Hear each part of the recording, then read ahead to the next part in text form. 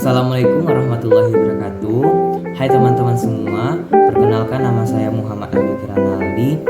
Di sini saya akan membahas tentang Pancasila sebagai sistem filsafat dan sistem etika.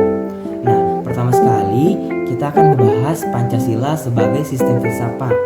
Nah, seperti yang kita ketahui, pengertian Pancasila sebagai sistem filsafat adalah sebagai refleksi, kritis dan rasionalis tentang Pancasila sebagai dasar negara dan kenyataan bahwa bangsa dengan tujuan untuk mendapatkan pokok-pokok pengertiannya yang mendasar dan menyeluruh.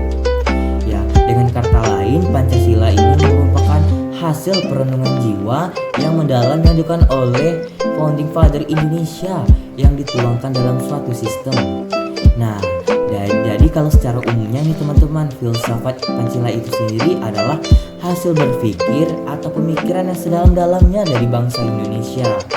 Bahkan menurut Soeharto sendiri, Pancasila itu sendiri merupakan asli diangkat oleh budaya Indonesia dan selanjutnya dijabarkan lebih rinci lagi ke dalam butir-butir Pancasila gitu.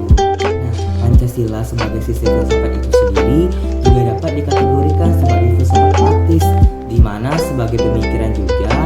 Nah, Pancasila itu sendiri harus dijadikan pedoman teman-teman semua dalam menjalani kehidupan bertanegara itu sendiri gitu. Nah, selain itu juga Pancasila sebagai filsafat juga mempunyai hakikat serta pokok-pokok yang terkandung di dalamnya. Nah, yang pertama adalah Pancasila sebagai pandangan hidup bangsa. Yang kedua, Pancasila sebagai dasar negara kita. Dan yang ketiga, Pancasila itu sendiri tergambar abstrak dalam pembukaan Undang-Undang 1945.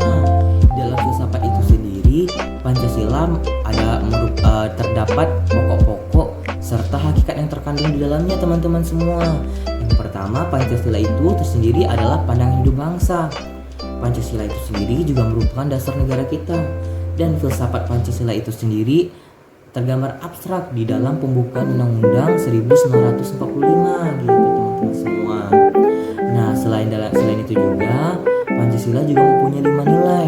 Nah, 5 nilai inilah yang menjadikan sebagai tindakan kita dalam kehidupan bernegara. Nah, apa saja nilai 5 nilai itu teman-teman semua? Nah, teman-teman semua jangan sampai lupa dong. Yang pertama itu adalah ketuhanan yang Maha Esa. Yang kedua, kemanusiaan yang adil dan beradab. Ketiga, persatuan Indonesia. Keempat, kerakyatan yang dipimpin oleh kebijaksanaan dalam permusyawaratan dan perwakilan. Dan yang kelima adalah keadilan sosial bagi seluruh Indonesia. Nah, jadi kelima nilai Pancasila itu saling keterikatan dan saling utuh dan tidak dapat dipisahkan gitu teman-teman. Nah, jadi Pancasila sebagai filsafat itu sendiri selain dari hasil pemikiran, juga kita harus melakukan actionnya teman-teman, harus diwujudkan dalam kehidupan nyata. Nah, maka dari itu Pancasila itu sendiri sebagai filsafat mempunyai 3 tingkatan teman-teman. Yang pertama adalah nilai dasar. Nah, nilai dasar itu sendiri adalah kelima Pancasila itu sendiri gitu. Yang kedua ada namanya nilai instrumental.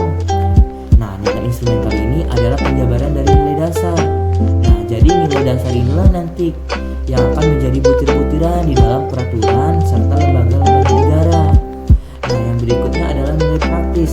Nah, nilai praktis ini adalah penjabaran dari nilai dasar dan nilai instrumental, di mana sini membuktikan apakah nilai dasar dan apakah nilai instrumental itu sendiri benar-benar hidup dalam suatu masyarakat. Nah, jadi nilai-nilai dasar dari Pancasila itu sendiri adalah harus mewujudkan gitu. Oke teman-teman semua, kita di sini akan membahas nih bagaimana Pancasila sebagai sistem etika. Nah, sebelumnya kita harus mengetahui nih pengertian dari etika itu sendiri. Jadi etika adalah suatu ilmu yang membahas tentang bagaimana dan mengapa kita mengikuti suatu ajaran moral tertentu, atau bagaimana kita harus mengambil sikap nih yang bertanggung jawab berhadapan dengan berbagai ajaran moral Pancasila gitu. Jadi rumusan Pancasila ini yang otentik dimuat dalam pembukaan Undang-Undang Dasar nih 1945 alinea keempat. Nah, dalam penjelasan Undang-Undang 1945 yang disusun oleh PPKI itu ditegaskan lagi nih dalam pokok-pokok pikiran yang termuat dalam pembukaan. Ada 4 nih teman-teman. Yang pertama persatuan, kedua keadilan, ketiga kerakyatan, dan keempat adalah ketuhanan yang berdasarkan kemanusiaan yang adil dan beradab gitu. Nah, selanjutnya dijabarkan lagi nih ke dalam Pancasila dalam batang-batang tubuh pembukaan Undang-Undang Dasar 1945. Nah, selanjutnya lagi itu menurut KMPR nomor 20 MPRS 1996 dikatakan Pancasila adalah sumber dari segala hukum. Nah, merupakan salah satu sumber-sumbernya nilai yang berlaku. Di dalam sistem etika itu, Pancasila ini dijadikan sebagai etika dalam berpolitik. Nah, kita kenal nih dengan 5 prinsip dasar dalam etika politik. Yang pertama adalah pluralisme. Nah, dalam pluralisme inilah kita sebagai warga negara dituntut untuk bersifat toleran, damai di dalam kemajemukan. Yang kedua namanya HAM, hak asasi manusia.